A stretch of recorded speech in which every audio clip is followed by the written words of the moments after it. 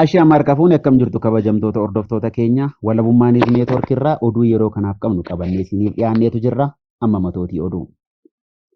Kibba Bahaa Oromiyaa godina Baalee keessatti waraanni mootummaa namoota nagaa ajjeesuun himame. Humnoonni naannoo Amaaraa Oromiyaa bakkoota adda addaatti aleellaa uummata Oromoo irratti raawwataa jiru. Haala qabsoon bilisummaa Oromoo yeroo ammaa irra jiru irratti qabsiisa gabaabduu addi bilisummaa Oromoo baases qabanneetu jirra amma oduu bal'inaan. Kibba Bahaa Oromiyaa godina Baalee keessatti waraanni mootummaa namoota nagaa ajjeesuun himame. Godina Baalee aanaa Harannaa Bulluq keessatti waraanni mootummaa dilbata gaafa hagayya 22 2021 namoota nagaa 5 maqaa shiftaa shanee qabne jedhuun qabanii kaan ajjeesuun kaan immoo mana hidhaatti darbachuun dhaga'ame.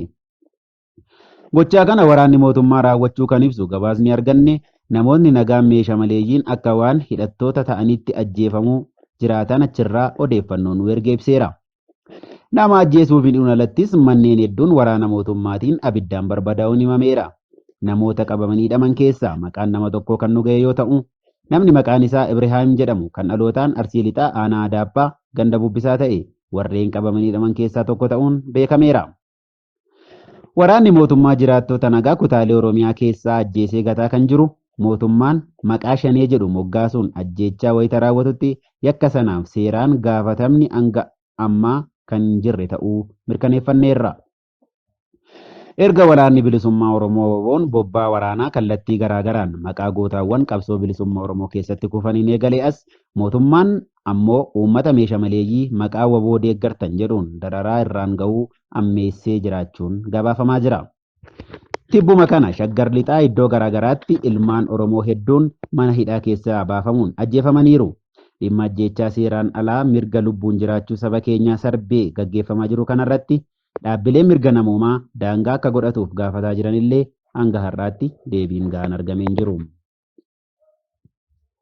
Hidhattoonni naannoo Amaaraa Oromiyaa bakkoota adda addaatti aleellaa uummata Oromoo irratti raawwataa jiru. Humnoonni waraanaa naannoo Amaaraa uummata Oromoo daangaa Oromiyaa gama Karrayyuu irratti lola dhaabbataa banuun miidhaa guddaa uummatarraan gahaa jiraachuun isaanii himameera.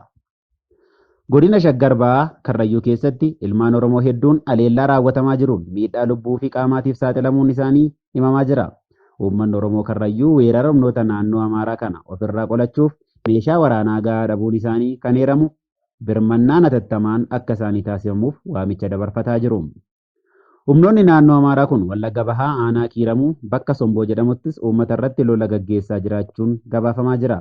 Humnoonni kunneen akka Oromiyaa keessa faca'anii lola gaggeessaniif affeerraan qaamolee mootummaatiin taasifamaa akka jiru maddeen gola mootummaa keessaa himaniiru.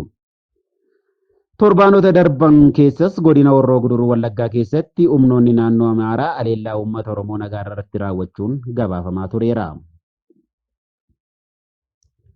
Haala qabsoon bilisummaa Oromoo yeroo ammaa irra jiru irratti qabsiisa gabaabduu adda bilisummaa Oromootiin kenname. Ibsa ABO hagayya 25 2021. Addi bilisummaa Oromoo ABO'n akka hangafa hoogganaa jaarmiyaa siyaasaa Oromootti qabsoo hiree murteeffannaa Oromoo dadhabbii tokko malee otoo walirraa hin citiin waggaa 50 oliif qindeessee hoogganaa tureera. ABO'n bu'uureffama isaarraa kaasee qabsoo bilisummaa Oromoo bifa adda addaatiin jechuun karaa hidhannoo siyaasaa fi dippiloomaasii hoogganaa ture. Waan haalamuu hin dandeenye garuu ABO'n diinota keessaa fi alaa hedduutu isa mudate. Karaa qabsoo bilisummaa Oromoo bu'aa bayiitiin guutame keessatti injifannoolee fi hudhaalee adda addaa keessa darbe. Rakkinni keessoo jaarmiyaatti dabalatanii fi kan alaa isaan gargaaran akka qabsoon bilisummaa Oromoo daandii rakkisaa keessa deemu taasisaniiru. Muuxannoo waggaa 50 keessatti waan ABO'n barate mormiin dhaaba keessatti dhalatan hundi yeroo qabsoon bilisummaa Oromoo galma ga'uuf dhiyaatu fottoqiinsa dhaaba keessatti uumamu akka ta'edha. Akkasumas waan hubanne addi bilisummaa Oromoo keessatti gartuu fottoqiinsa uumamuun tooftaa fi shira dhaabbataa sirni impaayera Itoophiyaa dhimma itti bahuu fi deeggartoota isaanii biyya alaa kan sirna impaayera Itoophiyaa tiksuu barbaadaniif gargaarsa qabeenyaa fi basaasummaa yookaan intelligensi neetwoorkii warra bara hedduuf kennaa turanidha.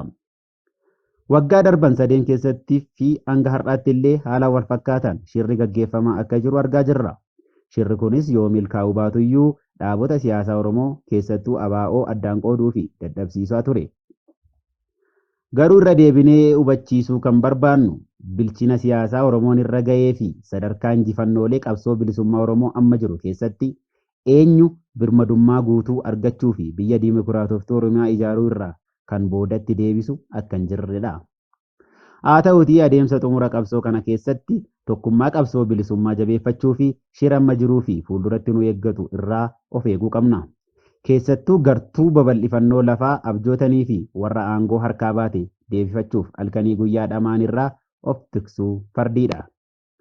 Akka baa'oon amanutti ammaan tana yeroo sirni impaayera Itoophiyaa awwaalamuuf boolla qarqara jirtu keessatti qaamni beekees ta'e otoo hin beekiin qabsoo bilisummaa Oromoo addaan qooduu yaalu dogoggora ammaan duraa dabaluu qofa utuu hin taane seenaa gurraachaa ofitti dibaa akka jiru hubachuu qabu. Waan irraanfachuu hin qabne tooftaa bara dheeraa mootummaan dhufee darbaa Habashaa uummata keenya addaan qooduu fi jaarmiyaa siyaasaa keenya diigee mataa irraa asii gadi nu rukuchuu isaati. Qaamni yeroo ammaa tooftaa dulloomaa Habashaa kana keessumsiisu qabsoo bilisummaa Oromoo keessatti atalaa ta'uu isaa hubatuu qaba. Waan humnoota alaa dantaa fi deeman hubachiisuu feenu amma booda Oromoo akka meeshaatti dhimma itti ba'uu waan hin danda'amneef harka keessan dhimma Oromoo irraa kaasaa jenna. Dhumarratti waan hubachuu qabnu karaa adeemsa Oromiyaa bilisa taate ijaaruu keessatti humnoota keenya karaa adda addaa qindeeffachuu fi dandeettii keenya karaa hundaa gabbifachuu nu barbaachisa. Kunis dandeettii ofiin of bulchuu fi hariiroo obbolummaa horachuu, nageenya tiksuu fi naannoo ofii iggituu akkasumas karaa poolitikaa, dippiloomaasii fi ijaarsa siviilii jabaannee Oromiyaan akka gaanfa Afrikaa keessatti iftee mul'attu taasisuu qabna.